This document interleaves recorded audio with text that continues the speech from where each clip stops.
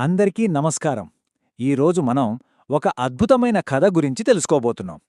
ఇది కేవలం ఒక సాహస యాత్ర కథే కాదు.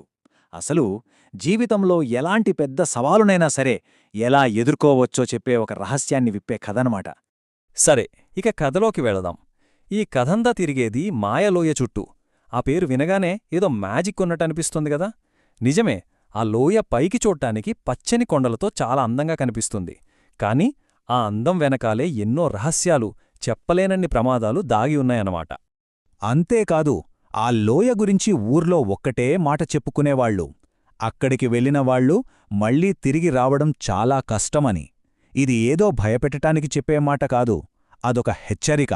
అక్కడికి వెళ్ళినవాళ్లకెదురయ్యే భయంకరమైన సవాళ్ల గురించి ముందే చెప్పే ఒక వార్నింగ్ లాంటిది.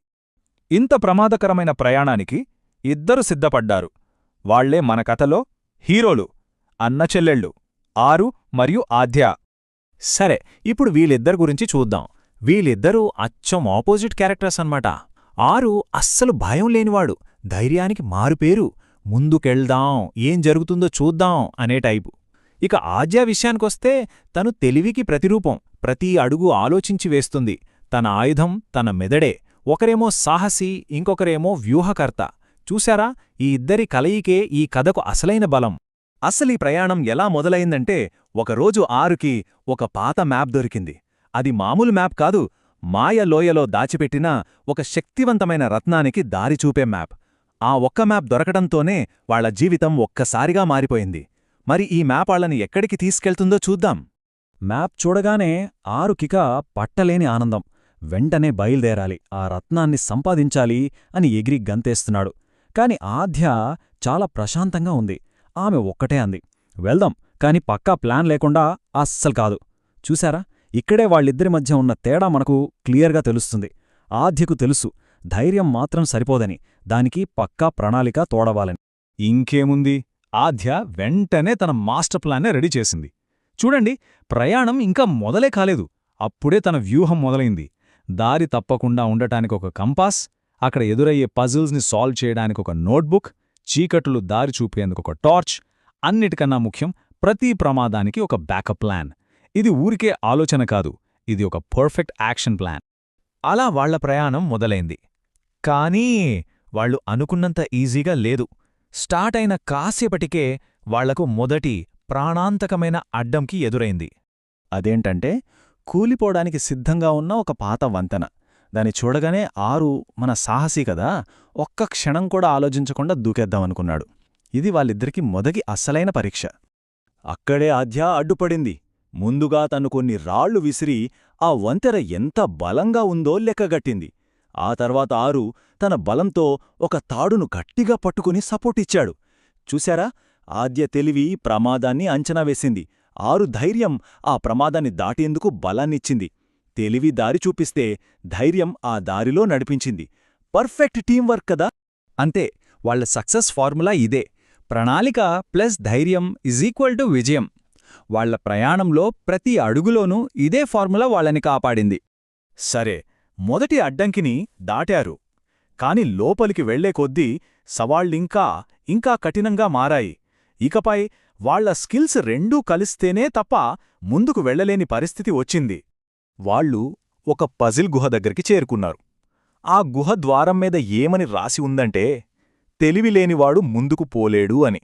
అంటే ఈసారి పరీక్ష ఖండబలానికి కాదు, బుద్ధిబలానికి అన్నమాట. ఇక్కడ వాళ్ళిద్దరూ ఎలా కలిసి పనిచేశారో చూడటం చాలా ఇంట్రెస్టింగ్గా ఉంటుంది. ఆరు ఏం చేశాడంటే, ఆ గోడల్ని, దాని నిర్మాణం ఎలా ఉందో క్షుణ్ణంగా గమనించాడు. అదే సమయంలో ఆద్య అక్కడున్న అక్షరాలను విశ్లేషించి వాటి మధ్య దాగి ఉన్న ఒక ప్యాటర్న్ని కనిపెట్టింది. చూసారా, ఒకరు ఫిజికల్ క్లూస్ చూస్తే ఇంకొకరు లాజికల్ ప్యాటర్న్ కనిపెట్టారు.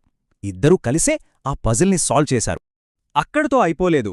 మూడో సవాలు ఇంకా భయంకరంగా ఉంది. అదేంటంటే, చాలా ఇరుకైన దారి, దానిమీద భయంకరమైన గాలులు వీస్తున్నాయి. ఎంతలా అంటే, ఒక్క అడుగు జారినా నేరుగా లోయలో పడిపోవాల్సిందే. మళ్లీ వాళ్ల ఫార్ములానే వర్కౌట్ అయింది. ఆద్య ఏం చేసిందంటే, ప్రశాంతంగా కూర్చుని ఆ గాలి ఎటువైపు ఏ రిధంలో వీస్తుందో గమనించింది. తర్వాత ఆరుకి ఖచ్చితమైన సూచనలిచ్చింది. ఇప్పుడు అడుగు వెయ్యి, ఇప్పుడు ఆగు అని. ఆరు కూడా తన తొందరపాటుని పక్కనపెట్టి ఆద్య చెప్పినట్టే ధైర్యంగా, జాగ్రత్తగా ఆ దారి దాటాడు. ఫైనల్గా వాళ్ళు గమ్యాన్ని చేరుకున్నారు.